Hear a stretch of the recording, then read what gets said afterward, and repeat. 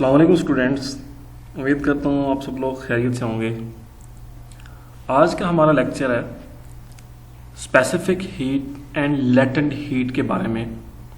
What is specific heat and what is latent heat, यही हमारे आज के लेक्चर के टेबल ऑफ कंटेंट है। इस लेक्चर के अंदर हम डिटेल से specific heat and latent heat के बारे में स्टडी करेंगे। एक और नए लेक्चर के अंदर आपको वेलकम करता हूँ।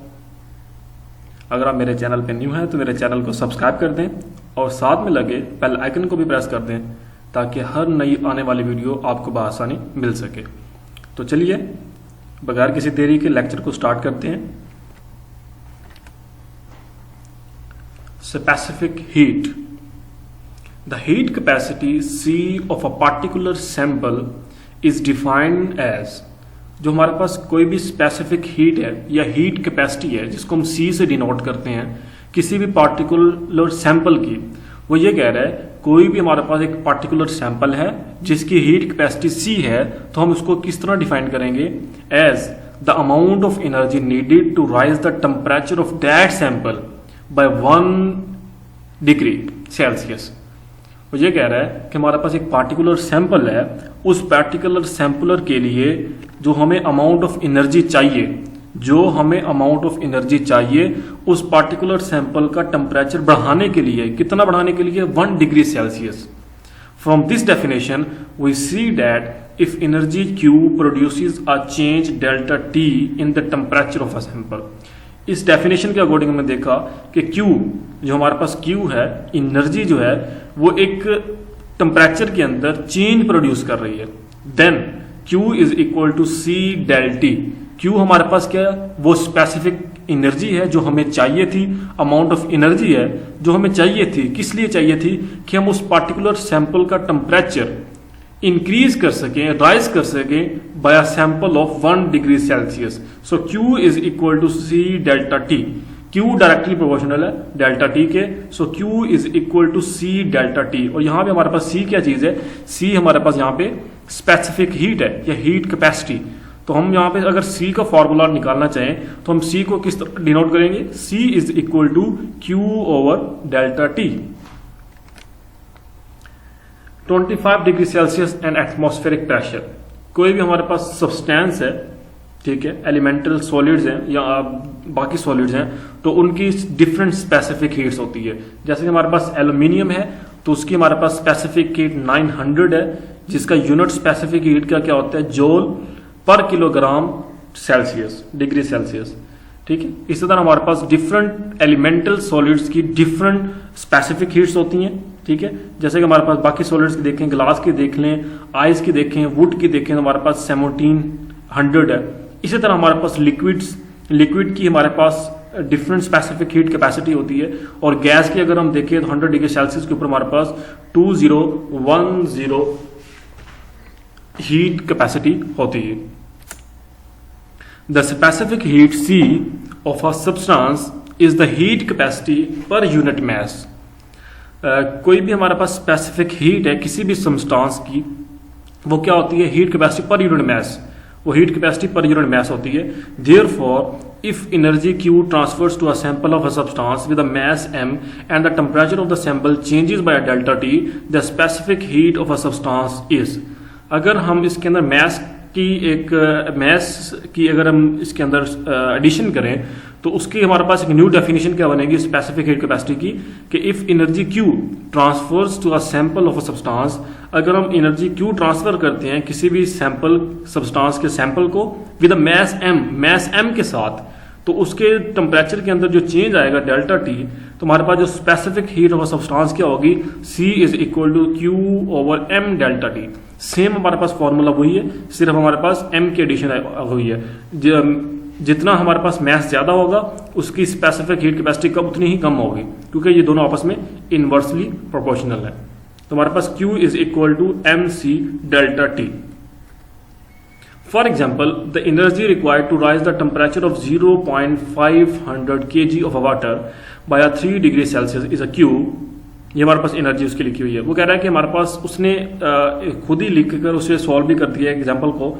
वो कह रहा है कि हमारे पास कोई भी हमें जो एनर्जी चाहिए टेम्परेचर को राइज करने के लिए वो 0.5 है ऑफ वाटर, जिसका वाटर 0.5 किलोग्राम वाटर है, जिसका टेम्परेचर इंक्रीज करने के लिए उसकी जो एनर्जी चाहिए वो 3.00 डिग्री सेल्सियस चाहिए। तो उसने सिंपल क्या किया, Q को उसने मल्टीप्लाई करवा दिया C delta T, MC delta T से उसने मल्टीप्लाई करवा दिया। ठीक है, मैथ हमारे पास है और ये हमारे पास क्या स्पेसिफिक हीट कैपेसिटी है वाटर की, और ये हमारे पास उसने टेम्परेचर गिवन है।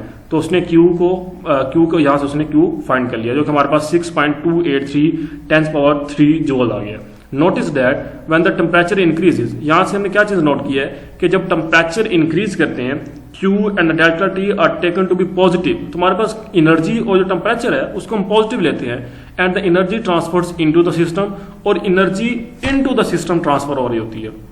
व्हेन द टेम्परेचर डिक्रीजेज, और जब हम टेम्परेचर को डिक्रीज करते हैं तो हमारे पास Q और डेल्टा टी दोनों नेगेटिव होते हैं और एनर्जी ट्रांसफर हो रही होती है आउट ऑफ द सिस्टम। यहाँ पे हमारे पास इनवर्स चल रहा है, टेम्परेचर को इंक्रीज करते हैं तो Q और डेल्टा टी को हम पॉजिटिव लेंगे और एनर्जी ट्रांसफर होती है इनटू द सिस्टम। इसी के इनवर्स जब हम टेम्परेचर को डिक्रीज करते हैं तो हमारे पास Q और डेल्टा टी को नेगेटिव लेंगे और एनर्जी ट्रांसफर हमारे पास क्या होती है, out of the system energy transfer होती है। Now we will discuss what is latent heat. In some situations, however, the transfer of energy does not result in a change in temperature.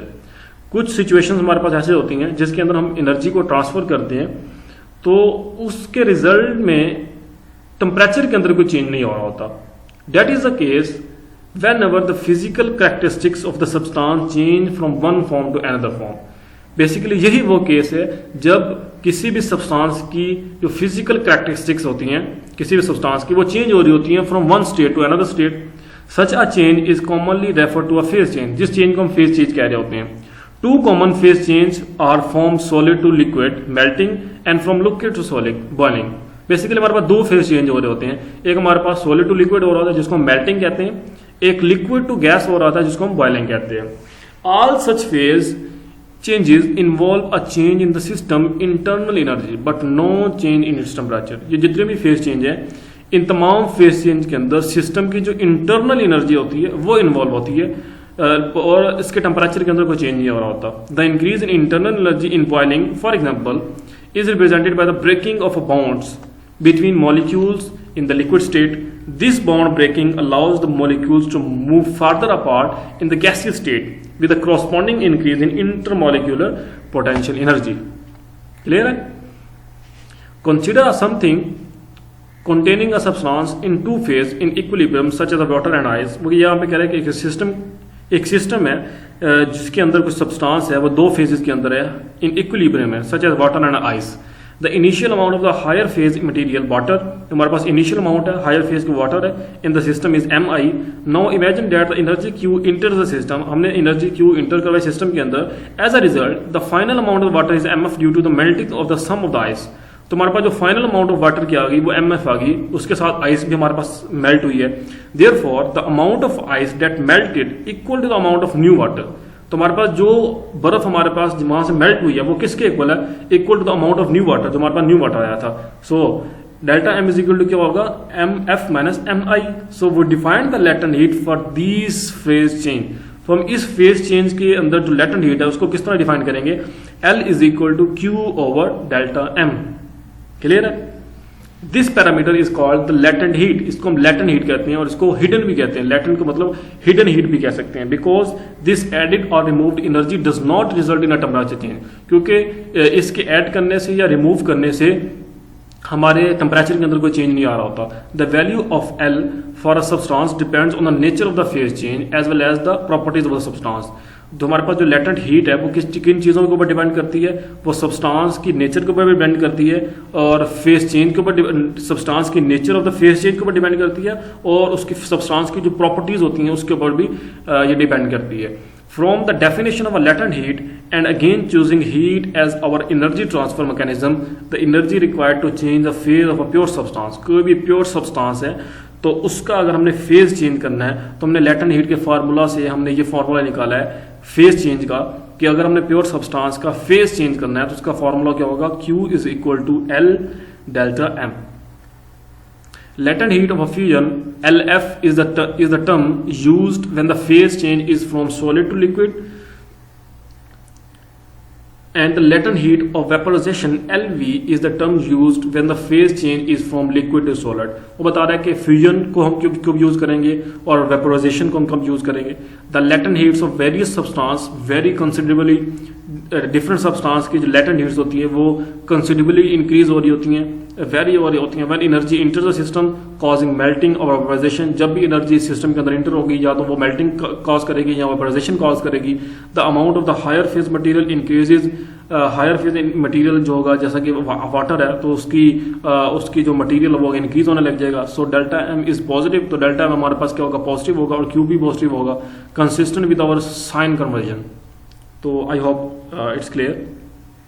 ये हमारे पास energy graph है, ठीक है. जैसे जैसे हम यहाँ पे देखें एनर्जी को ऐड करते जा रहे हैं, ठीक है. हमारे पास पहले आइस थी, ठीक है, आइस और वाटर था. आइस जैसे जैसे हमारे पास यहाँ से मेल्ट होना स्टार्ट हो जाएगी तो हमारे पास वाटर मटेरियल जो है वो बढ़ना स्टार्ट हो जाएगा, ठीक है. बढ़ता जाएगा जैसे हम फिर टेम्परेचर को इंक्रीज करते जाएंगे तो वाटर भी हमारे पास ऐसा ऐसा किस में हो जाएगा, स्टीम के अंदर चेंज हो जाएगा. तो एंड पॉइंट के अंदर हमारे पास सारी की सारी स्टीम बच जाएगी और स्टीम सबसे ज्यादा मटीरियल के तौर पर होगी. तो ये तो हमारा आज का लेक्चर, उम्मीद करता हूँ आप अच्छे से अंडरस्टैंड किया होगा. मिलते हैं नेक्स्ट लेक्चर के अंदर, तब तक आप सब लोग अपना ख्याल रखिएगा. खुदा हाफिज.